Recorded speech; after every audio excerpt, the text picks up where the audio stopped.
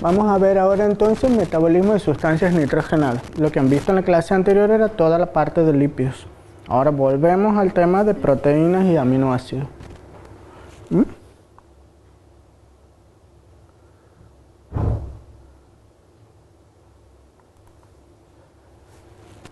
El metabolismo de las sustancias nitrogenadas implica todo lo que es el metabolismo, digestión, absorción de las proteínas.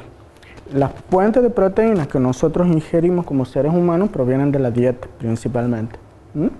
Esas proteínas que nosotros ingerimos con la dieta tienen que tener ciertas características para que puedan ser asimilables por el organismo. Una de esas características tienen que ser digeribles. Hay proteínas que el organismo no puede digerir. Tienen que ser no tóxicas y además tienen que aportar la cantidad de aminoácidos nutricionalmente adecuada. Ustedes se acuerdan que los aminoácidos necesarios son ¿cuántos? 20. Sí, de esos 20 constituyen la... Pero hay un grupo que se llama aminoácidos esenciales que tienen, exactamente, que tienen que estar cubiertos por la dieta.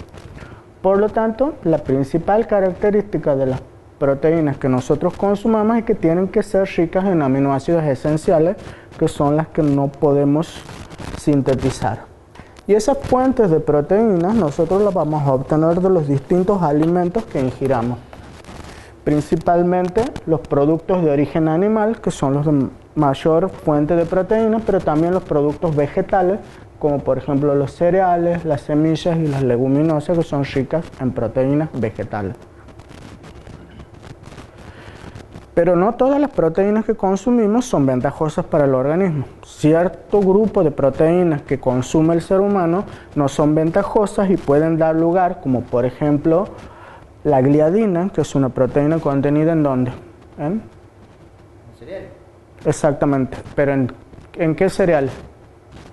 Trigo, cebada, centeno y avena. Esas proteínas pueden dar lugar a intolerancia en cierto tipo de personas, como por ejemplo los celíacos. Y hay otro tipo de proteínas presentes, por ejemplo, en los frutos secos, en los huevos, como por ejemplo la albúmina, que en ciertas personas que son alérgicas le pueden producir reacciones alérgicas. Entonces las proteínas que consumimos pueden ser ventajosas o desventajosas. ¿Sí? Ahora, el ser humano necesita un requerimiento diario de proteínas. Eso está estipulado de acuerdo al sexo, al peso corporal y a la edad y al tipo de actividad física que realiza la persona. Por lo tanto, la cantidad de proteínas que nosotros debemos ingerir diariamente varía de acuerdo principalmente, si consideramos a una persona adulta de una determinada edad, al tipo de actividad física.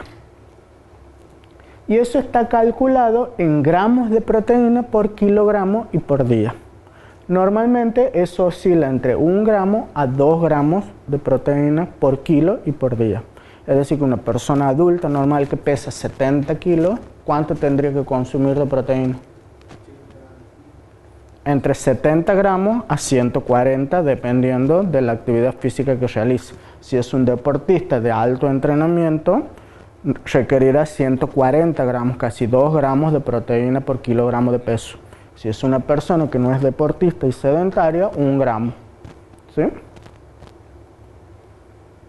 Bueno, las proteínas del cuerpo no son moléculas que están estáticas, sino que están continuamente renovándose, porque forman parte de los tejidos y del metabolismo del cuerpo, por lo tanto continuamente las estamos ingiriendo, metabolizando, sintetizando y degradando. ¿Sí?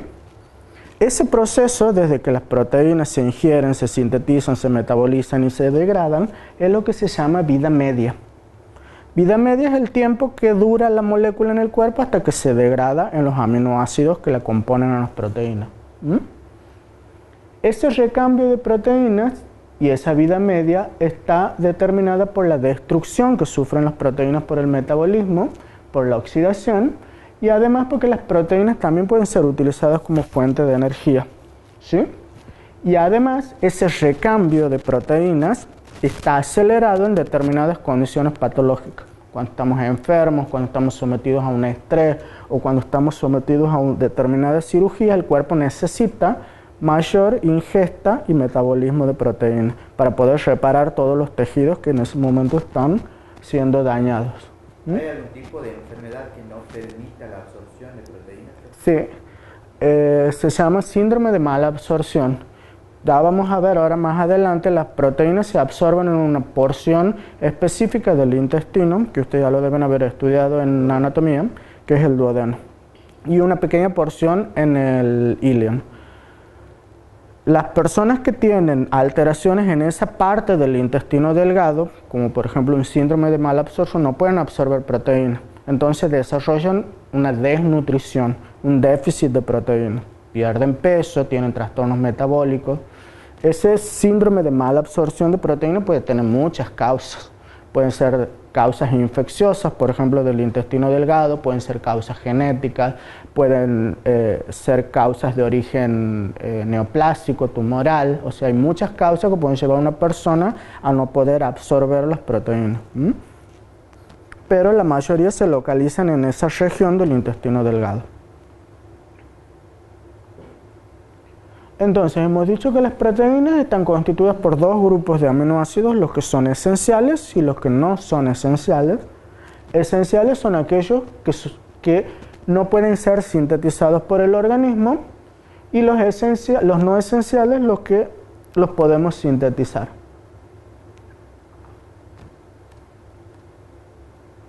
Entonces, ¿de dónde vienen todos los aminoácidos que nosotros utilizamos para fabricar las proteínas del cuerpo? Pueden venir de dos partes. Una que vamos a llamar las fuentes que son exógenas, es decir, la dieta, las proteínas que comemos en la dieta, finalmente se van a metabolizar a aminoácidos. Y pueden venir de fuentes endógenas, es decir, de la degradación de las proteínas de nuestro cuerpo, de los tejidos como el músculo, como los distintos... ¿Cómo? ¿Lípidos? No, los lípidos es otro tipo de metabolismo que no tiene nada que ver con las proteínas. Las proteínas endógenas vienen de degradación de los tejidos. Por ejemplo, cuando el músculo, las proteínas que componen el músculo se recambian, esas proteínas se digieren, digieren aminoácidos y van a formar parte de ese pool de aminoácidos. ¿Piruvato? Piruvato no es el piruvato no es una proteína. Estamos mezclando el metabolismo de hidratos de carbono con el proteína. Ahora estamos hablando de metabolismo de proteína. Entonces, ¿de dónde viene la mayor parte de aminoácidos que nosotros tenemos en la sangre, que nosotros llamamos pool de aminoácidos circulante? Porque es la cantidad de aminoácidos que a nosotros nos sirve para sintetizar todas las proteínas que nos forman parte del cuerpo. ¿De dónde viene? Viene principalmente de la degradación de proteínas propias del cuerpo. O sea, nuestro cuerpo continuamente está sintetizando y degradando proteínas de todos los tejidos del cuerpo. La mayor parte viene de fuentes endógenas. Ustedes ven 140 gramos por día, que es casi el doble de lo que nosotros ingerimos de proteínas con la dieta. Entonces, desde esas dos fuentes, las proteínas se metabolizan a aminoácidos, que son los monómeros que componen la molécula, y pasan a formar parte de lo que llamamos el pool de aminoácidos circulante, que circula por la sangre y se distribuye en todos los tejidos. Esos aminoácidos, o sea, esas fuentes exógenas se transforman en aminoácidos por la digestión y la absorción a través del intestino, o de las endógenas por la degradación de las proteínas endógenas. Y así tenemos los aminoácidos. ¿Para qué nos van a servir los aminoácidos? Los aminoácidos a su vez se van a metabolizar también, es decir, esos aminoácidos se pueden transformar en otros productos más pequeños de degradación por dos procesos metabólicos muy importantes que vamos a estudiar ahora, que se llama transaminación y desaminación. Esos dos procesos, transaminación y desaminación, se conocen como metabolismo de los aminoácidos. Las proteínas originan aminoácidos. Los aminoácidos se metabolizan, ahora vamos a ver a qué, otros compuestos más pequeños. Por esos dos procesos de desaminación y transaminación, los aminoácidos se degradan a dos compuestos principales, alfa-cetoácidos y amoníaco, o pueden ser utilizados nuevamente para cumplir todo el ciclo para volver a regenerar o sintetizar proteína. ¿Se acuerdan ustedes cómo era la fórmula de una molécula de un aminoácido? Está compuesta por un esqueleto de carbonos, es un aminoácido, o sea que tiene un grupo amino y un grupo ácido. Esa molécula, cuando se metaboliza o se degrada, origina por un lado todo el metabolismo de la cadena carbonada que tiene el grupo ácido. Eso origina los alfa-cetoácidos. Y por otro lado se le saca el grupo amino que se va a transformar en amoníaco. ¿Está claro hasta ahí? Esas proteínas o esos aminoácidos pueden utilizarse para la biosíntesis de nuevas proteínas, para sintetizar aminoácidos que no son esenciales o para sintetizar otros compuestos nitrogenados, como por ejemplo purinas y pirimidinas que vamos a ver cuando estudiemos ácidos nucleicos. Y porfirinas, que son otros compuestos que forman parte del grupo hemo de la hemoglobina. ¿Ya lo han entendido bien? Si han entendido esto, van a entender todo el metabolismo de proteínas. Si no lo han entendido, no van a entender nada. Porque ahora vamos a ir viendo una por una cada una de esas reacciones de metabolismo. ¿Sí?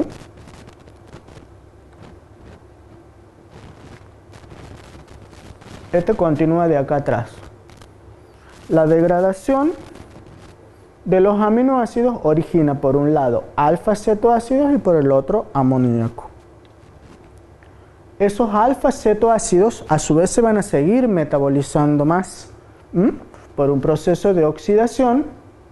Pueden utilizarse para sintetizar acetil-CoA o pueden utilizarse para sintetizar glucosa. Esa acetil-CoA a su vez puede entrar al ciclo de Krebs y completar toda la ronda metabólica del ciclo de Krebs que ya hemos estudiado y transformarse en ¿qué? Dióxido de carbono, agua y energía, o ATP. ¿Sí? O si no entra en el ciclo de Krebs, ese acetil-CoA puede derivar a la formación de cuerpos cetónicos. Ese era todo el esqueleto carbonado de los aminoácidos. Nos quedaba qué pasaba con el grupo amino. El grupo amino hemos dicho que se transforma en amoníaco. ¿Cómo se elimina ese amoníaco del cuerpo? ¿Cómo se metaboliza? Se metaboliza a través de un proceso metabólico especial, que ya vamos a estudiar también más adelante, que finalmente lo convierte en un compuesto denominado urea, que puede ser excretado a través de la orina por los riñones. ¿Sí? Esa urea finalmente se excreta a la orina. Entonces, el metabolismo de los aminoácidos se resume en dos vías.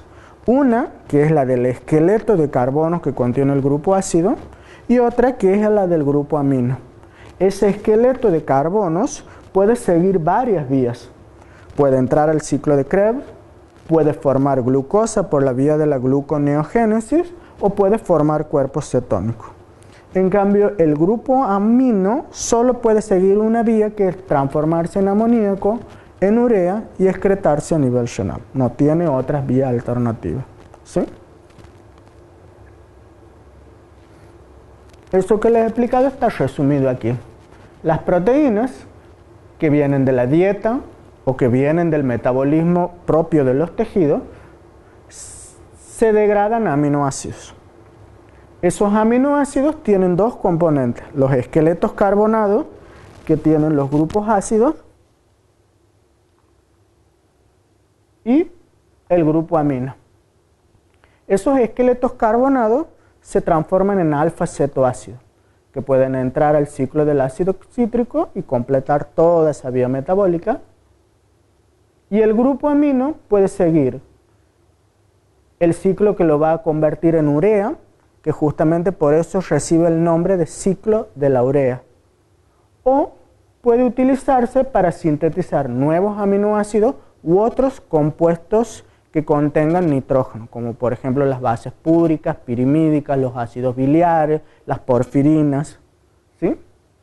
Esos dos ciclos, el ciclo de la urea y el del ácido cítrico, no son dos ciclos que están separados, sino que se interconectan entre sí. Esas vías metabólicas se interconectan entre sí a través de un compuesto que se llama aspartato arginino succinato, que participa tanto en el ciclo del ácido cítrico como en el ciclo de la urea. Por lo tanto, esta vía metabólica que forma alfa-cetoácido se interconecta con el, con el ciclo de la urea a través de este compuesto. ¿Sí? Finalmente, la urea, que es el producto de degradación último del nitrógeno de los aminoácidos, se elimina por la orina. Ahora vamos a pasar a ver rápidamente en qué lugar anatómicamente y fisiológicamente se metabolizan las proteínas y vamos a estudiar más en detalle la bioquímica de cómo se metabolizan las proteínas.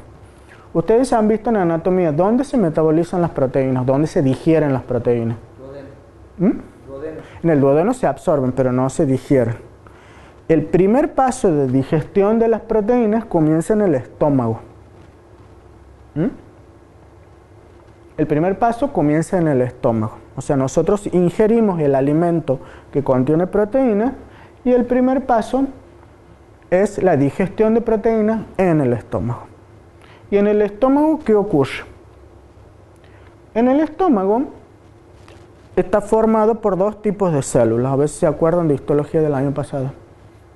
¿Qué tipo de células forman en el estómago? ¿Ya han aprobado histología?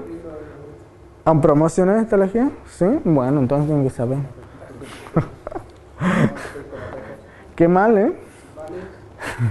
El estómago está formado por dos tipos de células. La mucosa del estómago, porque el estómago en sí tiene varias capas, pero la mucosa, que es la más interna de la luz del estómago, está formado por dos tipos de células. Una que se llama células parietales y otra que se llaman células principales. Las células parietales tienen la función de producir el ácido clorhídrico, que acidifica el jugo gástrico. ¿Y las células principales? ¿Qué producen las células principales? Producen una enzima que se llama pepsinógeno. Bueno, nosotros comemos el alimento que tiene proteína. Cuando comemos ese alimento que contiene proteína, lo que se desencadena fisiológicamente, ¿qué es? ¿Se han aprobado fisiología también? ¿Sí? Entonces, lo que se desencadena. Cuando uno ingiere un alimento rico en proteínas, ¿qué es lo primero que secreta el estómago? Una hormona que se llama gastrina. Esa hormona es secretada por un tercer tipo de células de la mucosa del estómago que se llaman células G. Esas células G producen esa hormona denominada gastrina. Como todas las hormonas se vuelca a la sangre y circula en el torrente sanguíneo, cuando nosotros ingerimos el alimento, nuestra sangre se llena de gastrina que estimula a las células parietales a secretar ácido clorhídrico y a las células principales a secretar el pepsinógeno. Ahora bien, ¿cuál es la función de esos dos componentes? El ácido clorhídrico y el pepsinógeno. El pepsinógeno es una proenzima. ¿Se acuerdan cuando hemos estudiado enzimas? Las enzimas pueden sintetizarse en una forma que se denomina inactiva o zimógeno. En este caso es el pepsinógeno. El pepsinógeno no es activo, necesita activarse con algo para transformarse en la enzima activa que se llama pepsina. Esa activación de pepsinógeno a pepsina lo hace el ácido clorhídrico. Esa es la función entonces del ácido clorhídrico del jugo gástrico. Activar el pepsinógeno a pepsina y la convierte en la enzima activa. Obviamente, esa activación requiere de un pH extremadamente ácido, de casi 1,5 a 2,5. Es extremadamente ácido. Si usted le cayera una gota de jugo gástrico en la mano, le produce una tremenda úlcera. ¿Nunca han vomitado jugo gástrico? ¿No? Bueno. Esa activación entonces requiere un pH extremadamente ácido que lo da el ácido clorhídrico y transforma el pepsinógeno en pepsina. Ahora bien, ¿cuál es la función de la pepsina? La pepsina es una enzima que rompe las moléculas de proteína. Es la principal enzima en el metabolismo y en la digestión de las proteínas. ¿Qué es lo que hace? A las moléculas enormes de proteínas que están formadas por muchos aminoácidos, la va a empezar a cortar en distintos pedacitos. Esa es la función de la pepsina, ¿sí? Ese es el primer paso en el metabolismo de las proteínas. Esa molécula enorme de proteínas se va a ir cortando en sucesivos pedacitos más pequeños, denominados, ¿cómo se llaman? Cuando la molécula tiene menos de 100 aminoácidos. Si tenías más de 100 aminoácidos, era una proteína. Si tiene menos de 100 aminoácidos, polipéptidos. Polipéptidos, oligopéptidos más chiquitos, y dipéptidos y tripéptidos, lo que tenían 2 aminoácidos, 3 aminoácidos. Entonces esa es la función de la pepsina, y cortando la molécula de proteína. ¿Cómo actúa esa enzima? Es una endopeptidasa. ¿Se acuerdan cuando hemos clasificado las enzimas? Bueno, una peptidasa, ¿qué hace? Rompe enlaces peptídicos, por eso es una peptidasa. Los enlaces peptídicos son los enlaces que unen los aminoácidos entre sí para formar la proteína, ¿sí? Entonces la pepsina es una endopeptidasa. ¿Y qué quiere decir que sea endo? Rompe desde adentro. Exactamente, que rompe los enlaces peptídicos de adentro de la molécula, por eso es una endopeptidasa. Hidroliza las uniones peptídicas, pero no cualquier unión peptídica, sino que rompe solo los enlaces peptídicos que están uniendo aminoácidos aromáticos. ¿Cuáles son los aminoácidos aromáticos? Son 3. Triptófano, tirosina y fenilalanina. Esos son los 3 aminoácidos aromáticos. Entonces, en todos los lugares donde la pepsina encuentra un aminoácido aromático unido a otro, va a romper ese enlace peptídico. Entonces, esa es nuestra enorme molécula de proteína que acabamos de comer y ha llegado al estómago. Se ha producido la acidificación por el ácido clorhídrico y la activación del pepsinógeno a pepsina. Esa molécula tiene algunos aminoácidos aromáticos intercalados en su molécula, ¿sí? La pepsina lo que va a hacer es romper esos enlaces peptídicos y formar moléculas más pequeñas, que se llaman péptidos de alto peso molecular, porque todavía tienen muchos aminoácidos, ¿sí? Entonces la pepsina es una endopeptidasa que hidroliza uniones peptídicas y que actúa solo sobre enlaces que contienen aminoácidos aromáticos. Y el producto es la formación de péptidos de alto peso molecular. Entonces esa molécula enorme que acabamos de comer, ahora ya la tenemos en moléculas más pequeñas dentro del jugo gástrico. ¿Cómo se forma el ácido clorhídrico dentro del estómago? El ácido clorhídrico hemos dicho que se forma en las células parietales. Muy bien. Esa formación de ácido clorhídrico depende de una enzima que se llama anhidrasa carbónica, que es muy importante. ¿Qué es lo que hace la anhidrasa carbónica? Combina el dióxido de carbono que se encuentra disuelto en la sangre con el agua y forma bicarbonato. Y después disocia el bicarbonato en estos iones protón que se van a combinar con iones cloruro para formar el ácido clorhídrico que va a ser secretado. Todo eso ocurre en el citoplasma de la célula parietal, ¿sí?